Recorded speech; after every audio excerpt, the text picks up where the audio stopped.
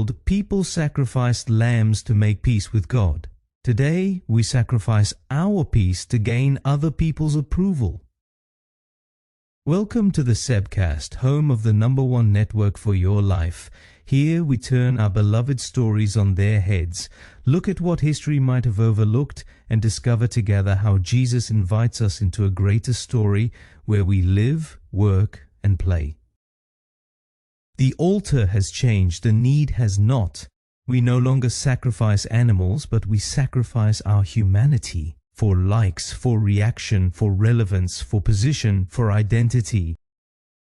We think we have shed religion, but look around, there is still a high priest. He is not in Jerusalem. He is in your pocket or handbag. He controls your attention. He determines your value. He demands your time. He tells you who you must be. His name is the algorithm. The sacrificial system of the ancient world worked through a priest who controls the process, a lamb without blemish, an altar where blood flows, a system of guilt, judgment, and acceptance. And now we look at modern human behavior. Big tech controls the process, the new priests.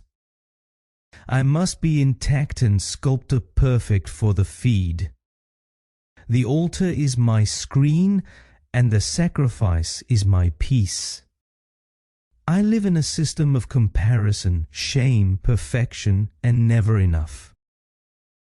We have not abolished the sacrifices, we have just removed the religious language.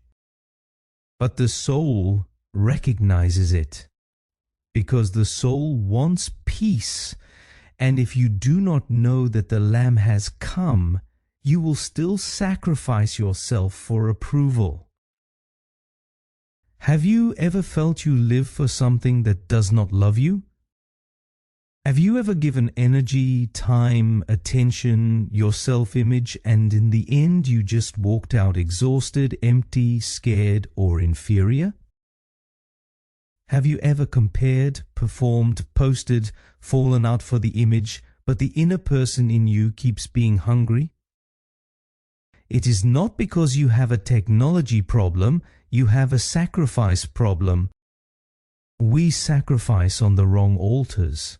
But the angel in Luke 2 did not say, "Behold, the new and better self-help program of God is here."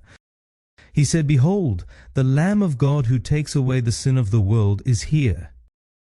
Which means you no longer have to sacrifice, not your identity, not your peace, not your self-image, not your soul.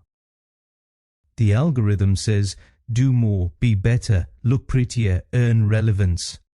Jesus says, it is finished, tetelestai. Imagine a modern temple, scrolling people, endless feeds, a child measuring their self-worth in views, a mother feeling she fails because she does not look like the others, a man who cannot rest because he has not achieved enough. And then, in that world, a manger, a lamb, a baby who does not perform, a God who does not compete, a love that does not sell, a silent protest against a system that makes you believe you are never enough. This is Bethlehem versus Silicon Valley. This is Jesus versus the algorithm. This is the lamb versus the sacrifice you bring every day without realizing it. What is the new growth for the #1 network for your life, of which you are a part and what you also share? If we want to be a Bethlehem network, it means we do not build a culture of spiritual perfection. We teach people that grace not only forgives sin, but it ends the whole system of self-proving. We do not measure people by their performance or public image. We teach people how to rest, recover, and live without self-sacrifice. We do not play the game of religious marketing. We simply become a place where people can exist without sacrificing their souls. Because if Jesus is the Lamb, then you are not the sacrifice. The world says you are only as good as your last performance. The gospel says you are loved before you did anything. The world says, prove yourself. The gospel says, abide in me. The world says, give more. The gospel says, receive. The world has an algorithm. God sent a lamb. Choose your altar. Until tomorrow, take care.